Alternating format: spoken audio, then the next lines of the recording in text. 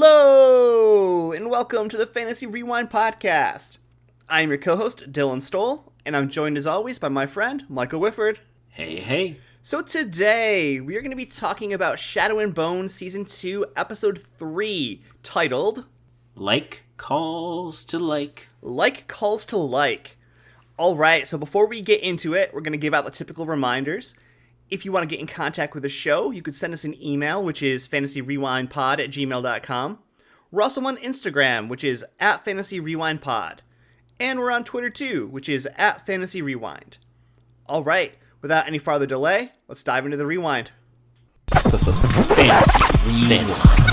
Rewind. Alright, Dylan, Season 2, Episode 3, Like Calls to Like. There was a lot in this episode. Yes, there was. I mean, we didn't have as much action, but there was just so much story. Overall impressions for you?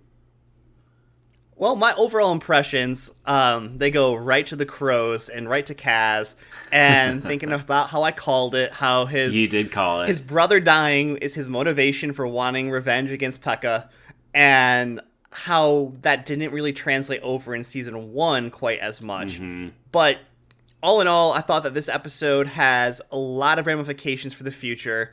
Also, kind of called that relationship between little Stormy Man, and Mal and Alina getting a little complicated. But on top of all of that, I think that the thing I am most interested in has to do with the Darkling storyline and how it might transition from the Darkling over into Alina's storyline. Oh, it's definitely going to crisscross, and I think they're going to end up joining up at some point. They have to this season, right? Oh, of course they will. You know it's going to happen. I think in this episode that you're right. The Crows definitely had it. There was probably more of a focus on them, to be honest. Yeah.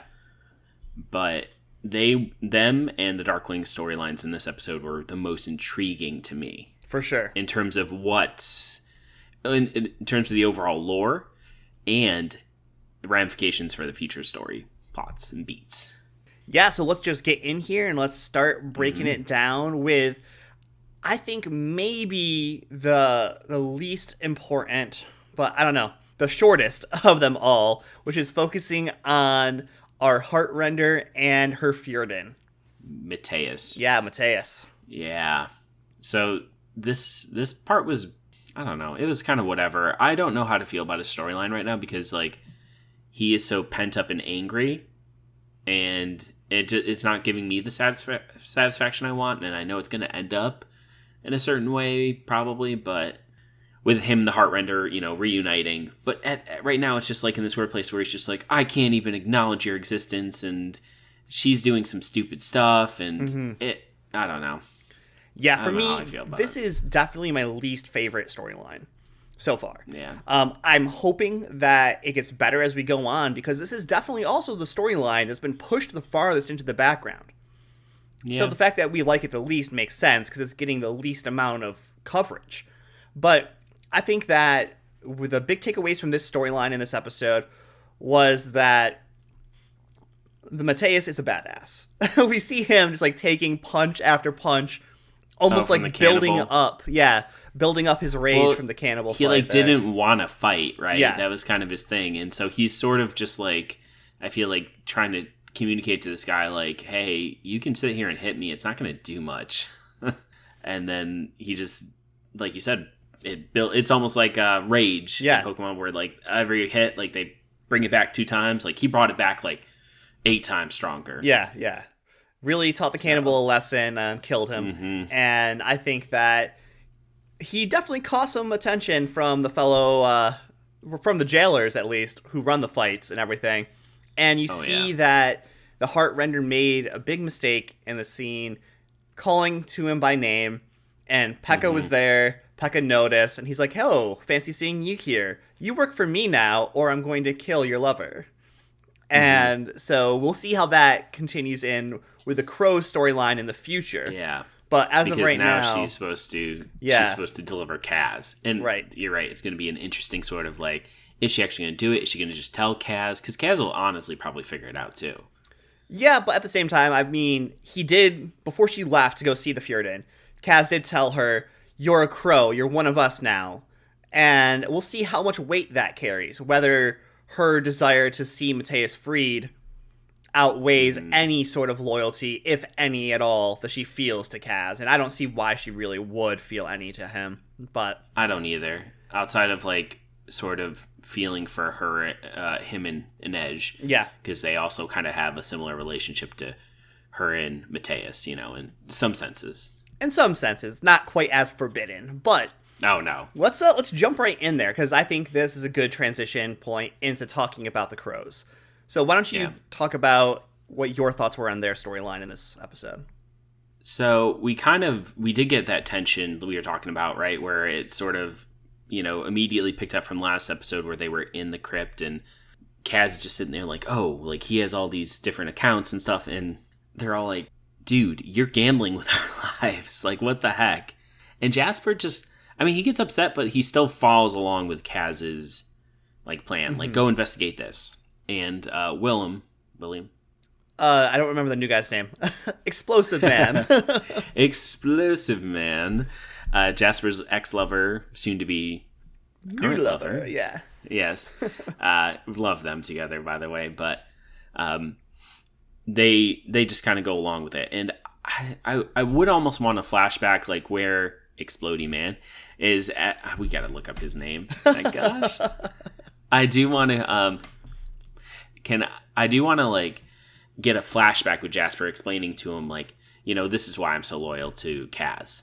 Maybe he, you know, got me out of a tight pinch or something and he's always had my back. And so now, as much as I don't like these moves that we're making and what he's asking me to do, I still have this loyalty to him. You know, it's not just that he hired me and he's paying me. It's there, you know, we have like blood bond almost.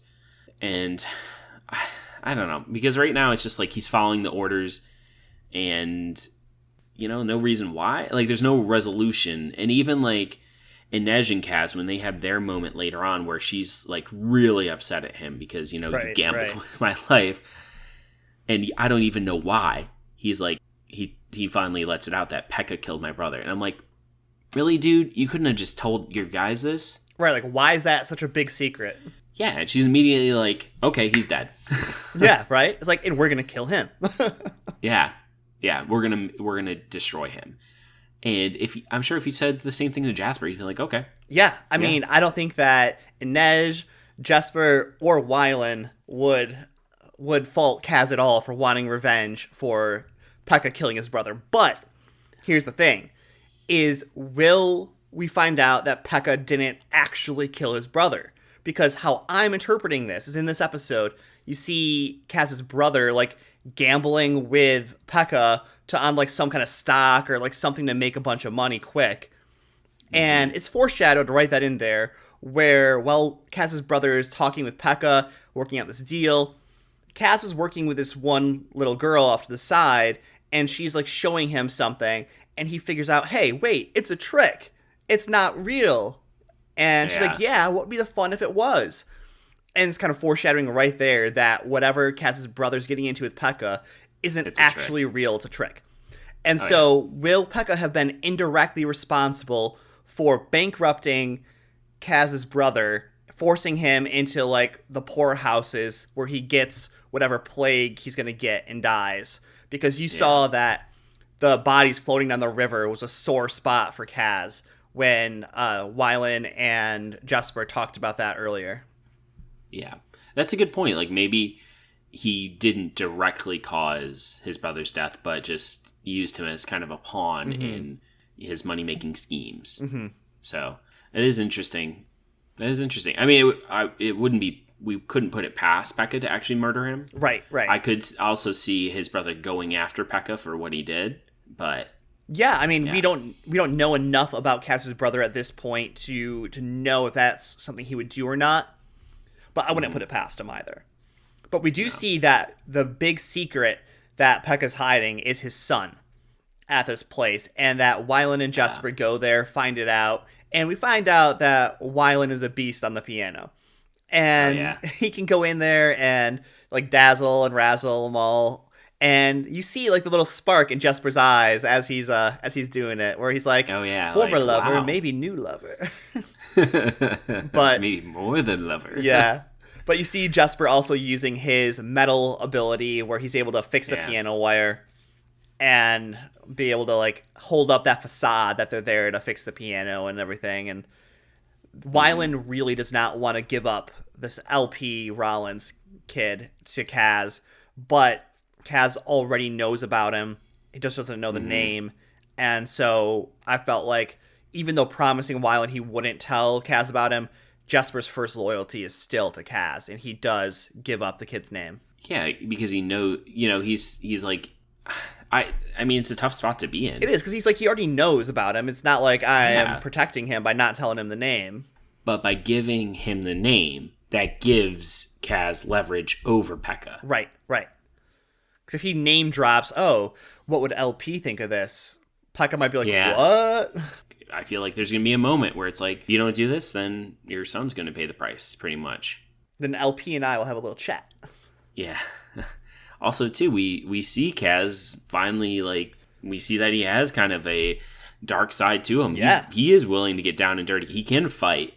And this is shown when he goes back to the original club he went to in the first episode. The Dregs, I guess is what he's referred to.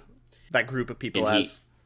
Yes, and he goes there and he's not asking, well, he's not trying to pay for help anymore. He's like, I'm taking help. Yeah, he's like, who wants to come work with me? Oh, you're going to try to kill me? Well, guess what? This cane isn't just for walking. And he just lets loose on the club there. And I was like, holy cow, Kaz is a badass. Like, that was really cool. Yeah, and Kaz even kind of foreshadows it a little bit by it. Because, like, you see him fighting, you're like, where's the limp? And he talks about how, he talks to Inej about finding someone's tell. He even tells her what her tell is. And he's like, you got to look for repeated actions and, everything else. And she's like, well, what's yours? Or yours? And he's like, the limp, obviously. And he's like, no, that's the first people look at, or people see that and that's all they think, but that's not the real tell. Mm-hmm. And so I'm interested to, like, what the real tell is. Is it when he moves his cane over to his right hand? I don't know. But or is it going to be like, is his weakness not his limp? Is his weakness really how much he cares for Inej or the rest of his crew and stuff like that? Probably. But the one problem I had with that scene was the fact that he had to explain to Inej, like, how to tell when someone's going to attack. Because she is this wraith, she's this really amazing fighter and, like, stealthy person. Yeah. And he's like, oh, you gotta wait till he's about to do his tell, and then you strike. If Inej is as good of a fighter as she's shown herself to be, wouldn't you think she would already know that? Yeah, I'd agree with that, but at the same time, maybe she's never analyzed people to that extent where he does. She's just reactionary, like, oh, I see his hand moving, so I'm going to duck. Or, But if it, like, you take a step back, like, what is his weakness or what is his tell? And in this case, with the taxidermist, it's he can't feel pain, and so he doesn't know when to stop. And you get that when she's fighting him, right, and ends up killing him. Like, he doesn't know when to quit. Or doesn't know when to, like, get on his guard. He's just constantly attacking, and so she, like, hamstrings him, basically. She puts him out of his misery and gets him bad. Yeah. Pays him twofold. Yeah. But I feel like that kind of covers all the Crow's action there. I do want to ask you, what do you think Kaz's plans are for those thugs, murderers he got from the Dregs? Oh, to go after Pekka, like, straight up in a fight. Because those people, they don't really seem like they're good for anything other than brute force. And so I think that Kaz's strategy for them will be to have them go after Pekka in, like, a direct assault, while him and the crew go about roundabout way to try and, like, hurt Pekka in a more elevated way. Yeah, or maybe he's going to, like you said, but use them to destroy his properties and things. And use them as, like, breakers or burners or, like, hired thugs. Yeah, which is what they are, effectively. So, yeah, that's pretty much it for the Crows. Interested to see how that storyline continues moving forward, especially with the Heartrender's choice here, because either she's going to, give up Kaz, or she's going to assist to give up or to get rid of Pekka Rollins. So I think that the next place we should go is actually to the Darkling. Oh, okay. Yeah. I mean, so Bagra, I do want to start off with her and end with her in this. Yeah. She is moved from prison her to prison. waterfall prison to a metal prison with her hands like in a bar. And we do find out that she calls her jailer a creepy tide caller. A creepy tide caller, which is just hilarious because she is kind of like robotic, very, in a way, creepy because she's so like, oh, Darkling, I will do anything for like you. So enthralled by the Darkling. Yeah. We got a lot of really interesting dynamics at this Grisha estate. And I say this Grisha estate because we know that there is a second one now, yeah. There is. So we do see the Grisha splitting into two factions, which is really a fun development here. Because you did kind of think all of them were going to be coming to the Darkling, but they're not. Mm-hmm. And so that's really fascinating. You do see that the Tidecallers are sort of putting up this mist to protect the property, and Grisha are coming in, and they are looking like all types of just beaten, battered. And David finally shows up. I was going to say, he actually came back, and I was so surprised because I thought he was going to be dead. I was surprised too, but it's not surprising now, really, what happened in this episode. Yeah. So I have some ideas on this. So just for all the listeners here, in this episode we have, David returning. We have Jenya. Jenya is, warning David, like, hey, like, we need to leave. Like, the Darkling's kind of messed up. Kind of going crazy. David's like, oh, okay, well, he's right behind you, so let's talk with him and, we'll figure this out later. And, the Darkling gives him the book and wants him to sort of figure out a way to help him. And we learn a bit more about the bond that was created between the Darkling and Alina. Alina, yeah. Alina. Starkov there, the Sun Summoner. Lightbringer. The Sun Summoner, yes. And that it was an unprecedented. So their connection between dreams and even like what's happening to her, happening to him, and they don't know what it is really. And we find out that it's a lot. A lot stronger than you, I think, yeah. Yeah, like he's legitimately able to transport himself into her presence and affect things around her, which is wild. Has all kinds of crazy implications. Oh, yeah. And he's just sort of starting to explore this. But at the same time, if he can go that way, then she should be able to go in the other direction too. Turnabout's fair play. Mm-hmm. So I'm interested to see how that works out. Any takeaways there from that part of it? Yeah, so I think that one of the big pieces that I'm sure we'll touch on here as we continue to talk about the Darkling is the fact that the Darkling wants to use Bagra as an amplifier. Okay, this was just... I just sat there for a moment. Me and Alexis were watching, and she's just like, oh my gosh, averting her eyes, and I was like, no way. I was like, that makes too much sense. Yeah. But at the same time, why haven't you harvested... How can you use Bagra as an amplifier if you haven't killed her, too? One. Right. And two, why haven't you just been murdering really powerful Grisha and using their body parts? Why aren't you decked out in finger bones?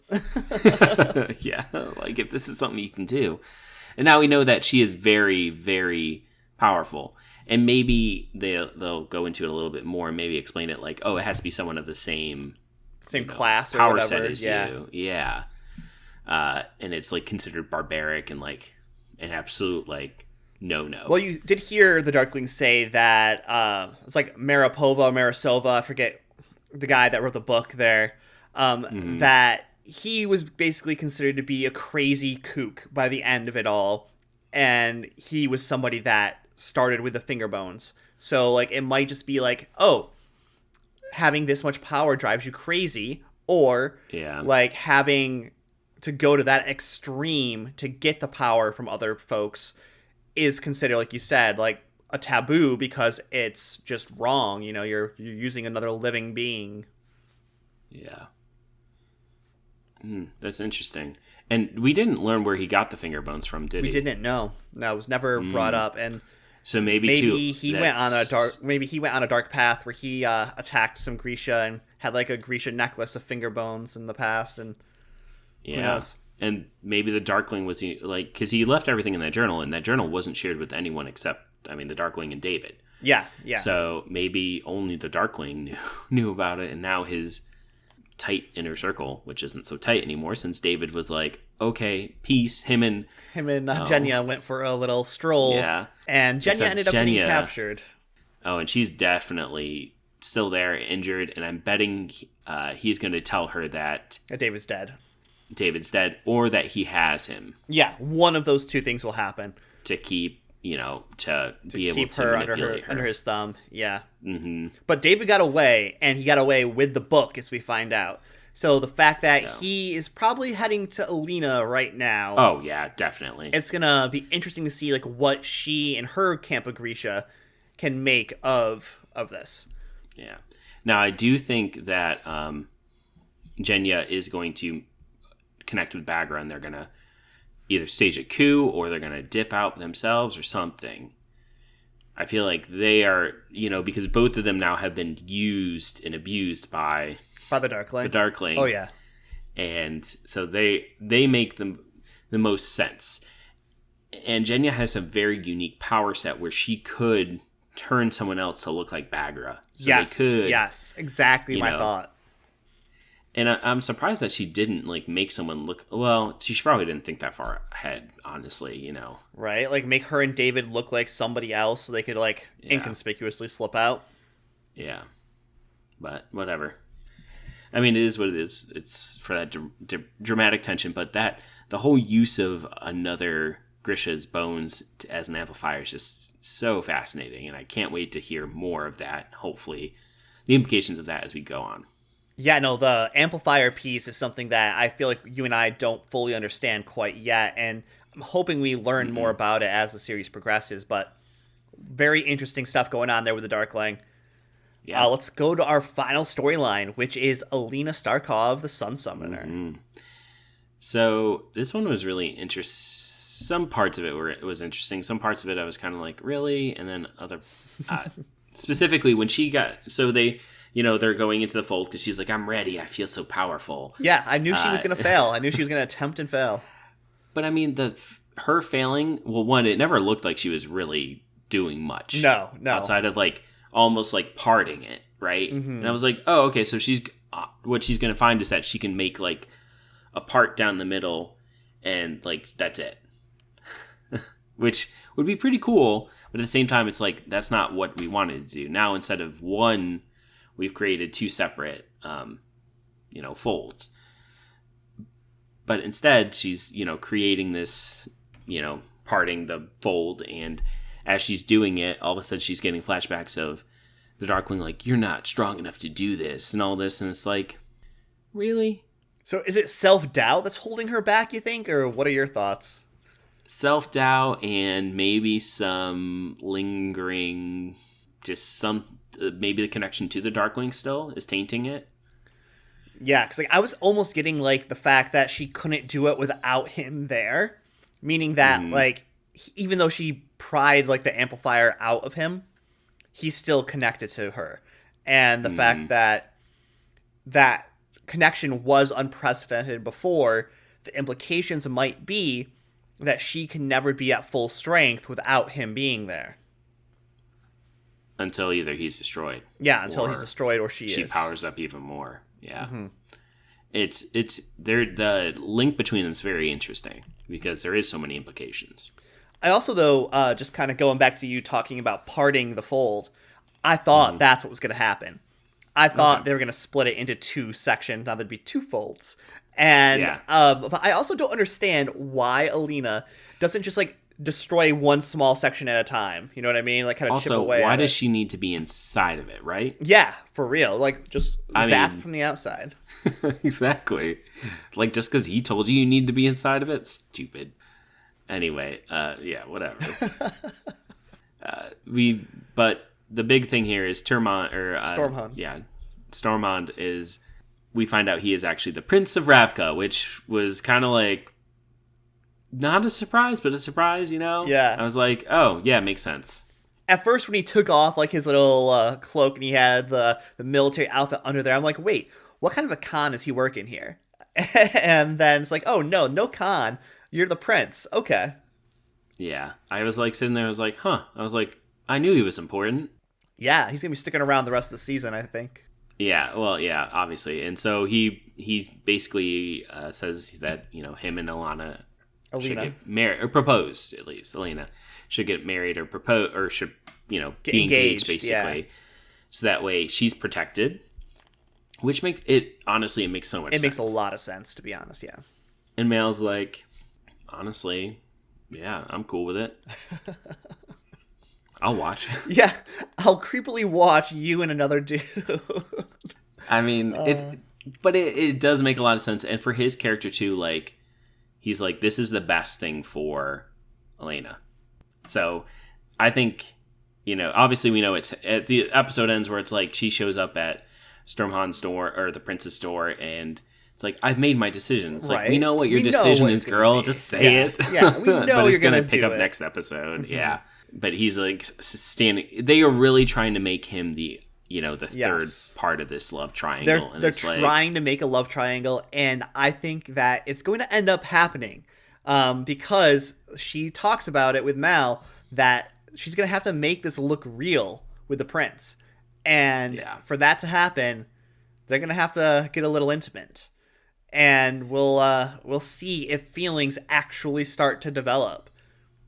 Because this is pretty much exactly what I thought would happen with Mal, where he's like, oh, he's right on the precipice of being in a relationship with Alina, and then for some reason it's not able to happen, and like it's always like that will they, won't they get together type of tension going on there. But you called it, but like at the same time, I just don't buy it. It makes me so frustrated because the prince is like, I completely respect this. I like him a lot, actually. Yeah.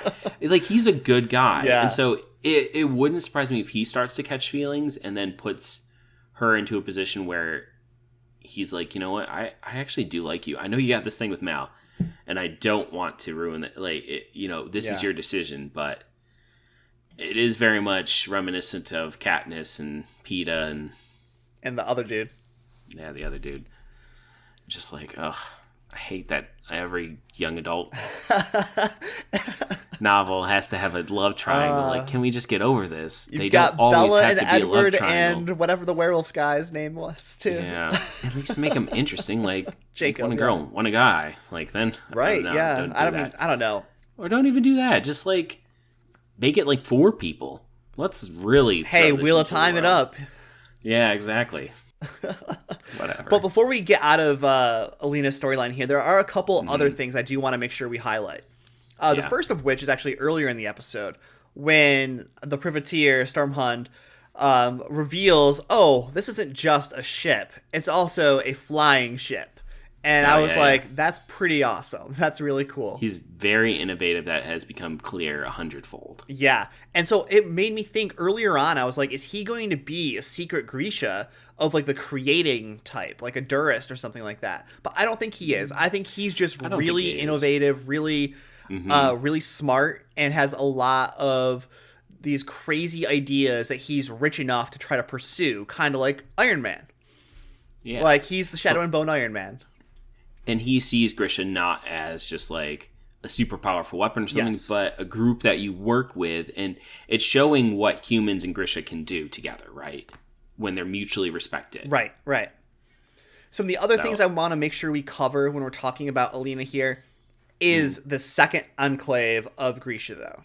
Yes, very important. So why don't you go ahead and dive in there, Mike? Oh, yeah. So she shows up, they find the second conclave there, and the prince is the one who sort of brings them to it, which is really interesting. But we find out that some of her friends are there, including her nemesis, if you will, her frenemy from the first season, and they sort of like patch up, and they're like, yes, we'll join forces. not quite ready to call each other friends, but We'll form an alliance. yeah. And so they talk about how they're going to be chasing after the Firebird, and that's kind of where we're heading now. Is she's going to be going for the Firebird, and the Darkling is going to be going for the Firebird, which we didn't mention before. So yeah, and it's going to be interesting to me because I wonder if they're going to do the thing where it's like, oh, okay, so the Stag was in Ravka, the Sea Whip was in Novi Zem, and the Firebird, that's going to either be in Fjerda or in Shuhan, or the spreading out of the powers. Yeah, I'm thinking Shuhan. Oh yeah, definitely. Shuhan, 100%. Yeah. Honestly, it wouldn't surprise me if there is also a creature in Fjerda when they end up having to go there and they find out about it or something. A secret fourth one that's barely mentioned in a footnote. Wolf. Yeah, right? It's going to be a wolf. Oh my gosh. Oh, we didn't even talk about that part with Mateus's storyline, but he feels that deep connection to the wolves as part of his Fjerdan religion and everything. And I wonder if it maybe is something more, right? Yeah. Who knows? But it's going to be interesting because I think either he's going to kind of almost train those wolves or get those wolves' trust, so when they go into the arena, they're going to join him or something, or he's going to use them on the exit out, or he's going to be forced to fight them. Yeah, I'm thinking he's going to be forced to fight them. I don't know. I kind of hope one of the other ones because I really don't want to see animal violence. Yeah, I agree with that. We're not trying to watch dogfights. But so speaking about the rest of Alina's storyline here, the other piece I want to make sure I mention with her is just how, despite again all the violence that's been going on against the Grisha and everything, the prince seems to be stepping up and trying to put a stop to it. Where he's like, oh, if my brother found you first, he might kill you or whatever. So you got to stick with me. We're gonna go together, and I'm gonna offer you political immunity and try and get these Grisha to trust me and repair the relationship between Grisha and non-Grisha. I forget the actual term that he uses, but it's part of the royal family or whatever. Or the term for non-magic, non-Grisha people in the world here. And just the fact that he wants Muggles. to... What's that? Muggles. Yeah, Muggles. The fact that he wants to try to step up and be this beacon of unity, despite being the second son, the spare, as he refers to himself as. A little real-world politics going in there. You see him being worthy of being the prince, of being a king, and I think he'll end up becoming the future king. Absolutely, and it wouldn't surprise me too if his brother ends up getting killed, probably from the Darkling. Yeah, exactly. It'll be interesting to see how that all works out. All right, so anything else you want to cover from this episode, or what are your thoughts about future progressions in the story? We mentioned before, I think we're definitely going to get Alina and the Darkling meeting up pretty quickly here. I don't think we're done yet with Baghra, David, Genya. I think Genya is going to be... She honestly may create a resistance of sorts. From within the Darkling's camp or something? From within the Darkling's camp. I don't think, him doing whatever he did to her, which I'm assuming pretty much slashed her or whatever with his... He called it his cut. Noia. Yeah, his Richie Noya or something like that. Yeah, sounds like something out of an anime. Yeah, yes. But I don't think that's going to dampen her completely. And if he does say he killed David, I think that's going to have the unintended effect of making her okay, then I have nothing to live for, and I'm going to make sure I destroy you. Yeah, I can heal this, or I can make it worse, and makes it so his nose falls off, turn him into a Voldemort-looking person. Well, I think her powers, we're going to find out, They're more powerful than she thinks, I'm betting. Yeah, and I think she's only scratching the surface of what she really can do, and she's never really thought of it outside of just, outer beauty. Yeah. I'm not sure what all that will entail, but it could be really interesting. Maybe it is creating illusions of sorts, in the air. Yeah, which I think would be really fascinating. But yeah, I'm looking forward to seeing how the story progresses. Definitely, we're almost at the halfway point. Next episode is the middle episode. So we'll see if they get to the Firebird this season or not. I think they probably will. Oh, definitely. Yeah. Yeah. I think that's, the next 2 episodes. 2 episodes, maybe 3. Yeah. 2, maybe 3. So, All right, well, that's going to do it for us. So we will see you next time, and it's going to be two nerds signing off. See ya. see ya.